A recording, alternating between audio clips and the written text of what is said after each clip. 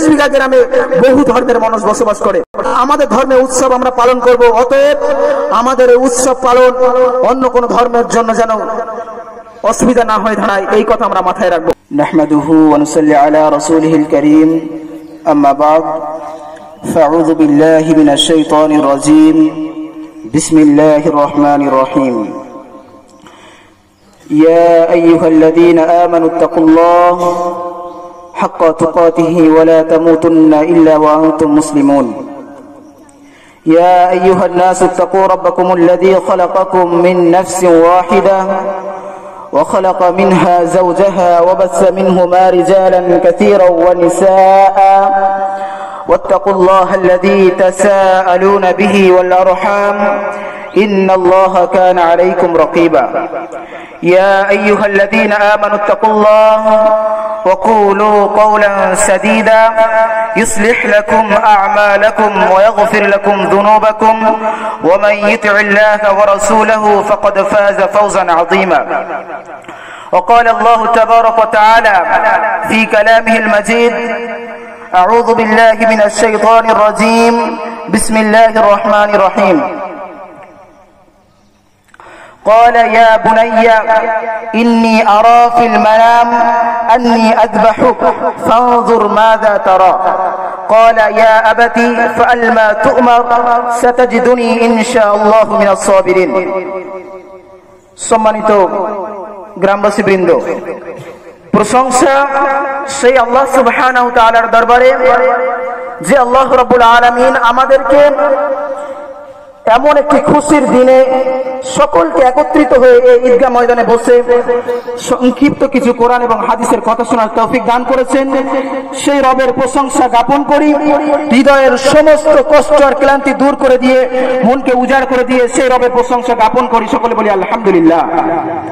তারপরে পরে জানাই, যেই নবীর মাধ্যমে আজ আমরা এই ঈদুল আযহা অর্থাৎ এই খুশির দিনকে পেয়েছি, সেই নবীর শানে বৃষ্টির ন্যায় দরুদ ও সালাম বর্ষিত হোক। সকলে বলি সাল্লাল্লাহু আলাইহি ওয়াসাল্লাম। প্রিয় গ্রামবাসী বৃন্দ, বক্তব্য বেশি লম্বা করব না, সংক্ষিপ্ত কয়েকটি কথা বলে আমি আমার বক্তব্যকে ইতি করব ইনশাআল্লাহ। সর্বপ্রথম একটি কথা বলতে চাই, সেটি হলো এই যে আজকে আমরা কুরবানি করব সকলে। আপনাদের কাছে আমার একটি কোশ্চেন, সেটি হলো এই: আমরা কি জানি যে কুরবানি শব্দের অর্থ কি? যদি আমরা না জেনে থাকি কুরবানি শব্দের অর্থ, তাহলে আমি বলবো একটু শুনে নেওয়ার চেষ্টা করবেন। এই যে কুরবানি শব্দ, এই শব্দের অর্থ হলো নৈকট্য লাভ করা। কুরবানি শব্দের শাব্দিক অর্থ হলো নৈকট্য লাভ করা, আল্লাহ সুবহানাহু ওয়া তাআলার সন্তুষ্টি অর্জন করা। আর পারিভাষিক অর্থে কুরবানি শব্দের অর্থ হলো কোন জিনিসের মাধ্যমে আল্লাহ সুবহানাহু ওয়া তাআলার নৈকট্য লাভ করা। এই কুরবানি আজ আমরা করতে চলেছি। এই কুরবানি পৃথিবীর সর্বপ্রথম মানব, সর্বপ্রথম রাসূল আদম আলাইহিস সালাতু ওয়াস সালাম থেকে চলে আসছে। আদম আলাইহিস সালাতু ওয়াস সালাম থেকে এই কুরবানি কায়েম আছে। কিন্তু আদম আলাইহিস সালাতু ওয়াস সালামের সময় যেই কুরবানি ছিল, সেই কুরবানি চলেছে আমাদের পিতা সাইয়েদনা ইব্রাহিম আলাইহিস সালাতু ওয়াস সালাম পর্যন্ত। আদম আলাইহিস সালাতু ওয়াস সালামের সময় কুরবানি ছিল, সেই কুরবানির নিয়ম কানুন চলেছে ইব্রাহিম আলাইহিস সালাতু ওয়াস সালাম পর্যন্ত। আর ইব্রাহিম আলাইহিস সালাতু ওয়াস সালামের পর থেকে নিয়ে যে সমস্ত নিয়ম কানুন চলছে, আজও পর্যন্ত চলছে এবং কিয়ামত পর্যন্ত সেটি চলবে। এটি বলে আমি আপনাকে এটি বোঝাতে চাচ্ছি যে আদম আলাইহিস সালাতু ওয়াস সালামের সময় কুরবানি ছিল এবং সেই সময় যে কুরবানির নিয়ম কানুন ছিল, সেটা আজ আমাদের কুরবানি চাইতে তখনকার নিয়ম কানুন ছিল ভিন্ন রকম। আর ইব্রাহিম আলাইহিস সালাতু ওয়াস সালাম থেকে নিয়ে কিয়ামত পর্যন্ত যে কুরবানিটা চলবে, সেটা হচ্ছে আমাদের এখন যে নিয়ম কানুনে চলছে এর মাধ্যমে। সম্মানিত উপস্থিতি, যেহেতু আদম আলাইহিস সালাতু ওয়াস সালামের সময় কুরবানি ছিল, অতএব তার সময় নিয়ম কানুন ছিল, সেটি এখন চলে না, অতএব সেটিকে বলার প্রয়োজন নেই। এখন যেটি আমাদের কাছে চলছে সেটিকে বলা প্রয়োজন বলে মনে করছি।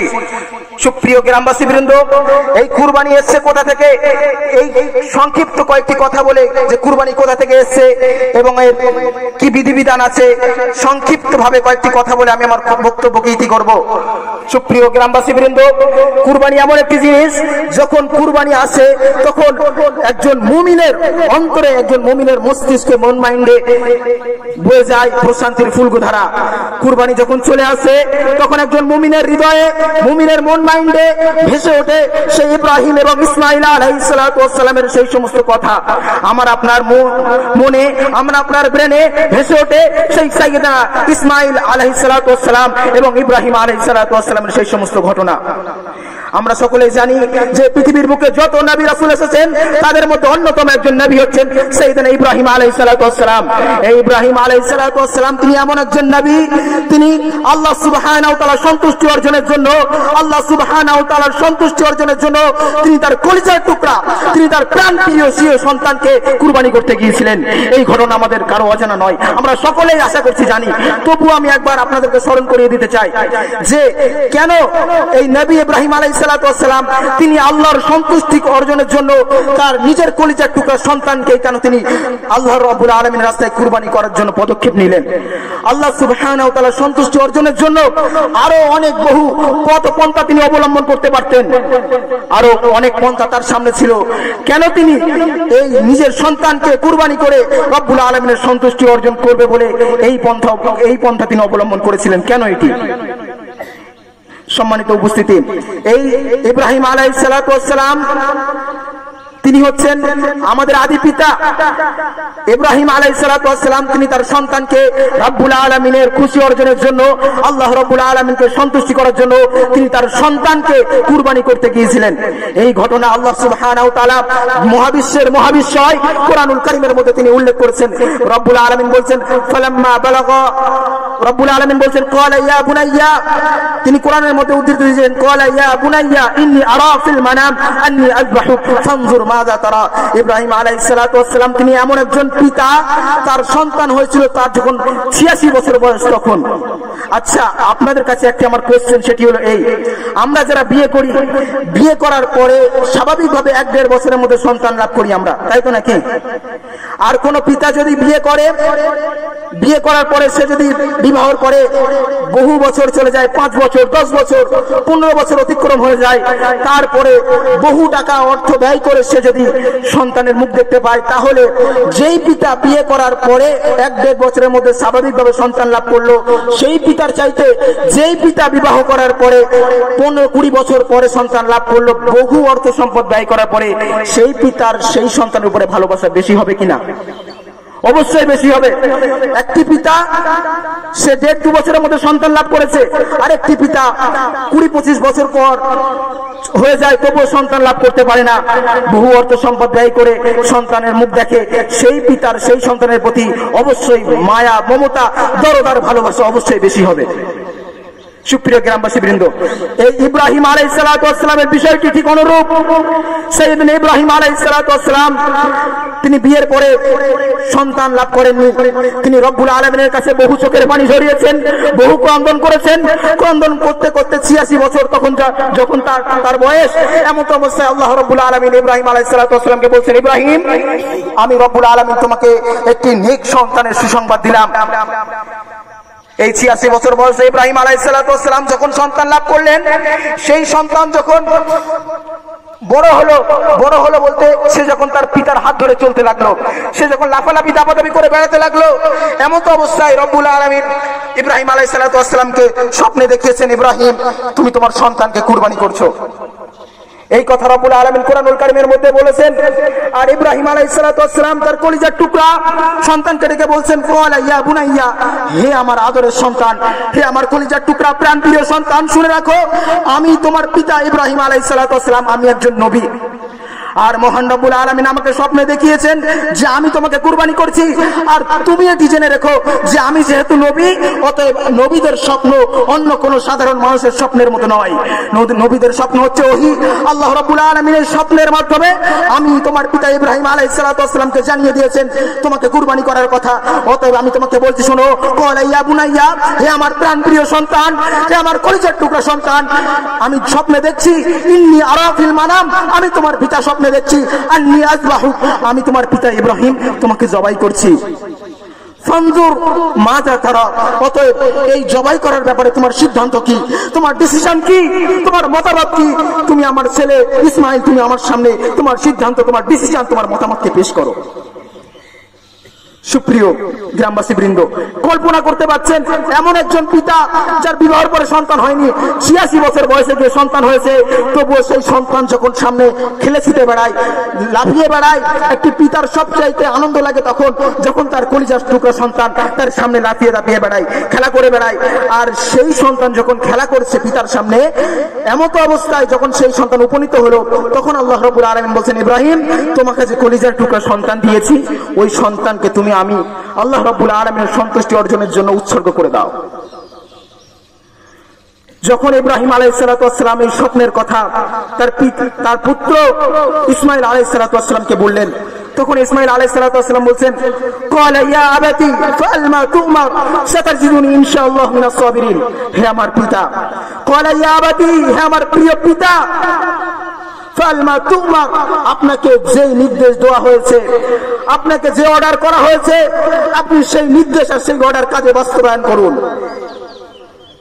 আপনি সেই নির্দেশ আর সেই অর্ডার কাজে বাস্তবায়ন করুন। একটু কল্পনা করেন কেমন পিতা আর কেমন সন্তান।